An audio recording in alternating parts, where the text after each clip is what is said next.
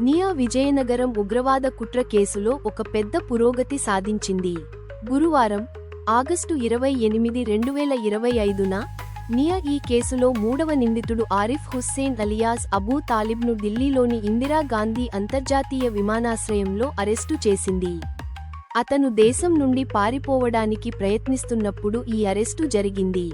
బీహార్కు చెందిన ఆరిఫ్ హుస్సేన్పై జిహాదీ కార్యకలాపాల కోసం దేశంలోని వివిధ ప్రాంతాలకు అక్రమంగా ఆయుధాలు సరఫరా చేసినట్లు ఆరోపణలు ఉన్నాయి. నియా ప్రకారం ఆరిఫ్ ఇప్పటికే అరెస్టు అయిన సిరాజ్ ఉర్ రెహమాన్ మరియు సయ్యద్ సమీర్లతో నిరంతరం సంప్రదింపుల్లో ఉన్నాడు. వారి వద్ద నుండి ఐఈడీలు తయారు చేయడానికి ఉపయోగించే రసాయనాలు లభించాయి. నిందితుడిని విశాఖపట్నంలోని నియా ప్రత్యేక కోర్టులో హాజరుపరచనున్నారు.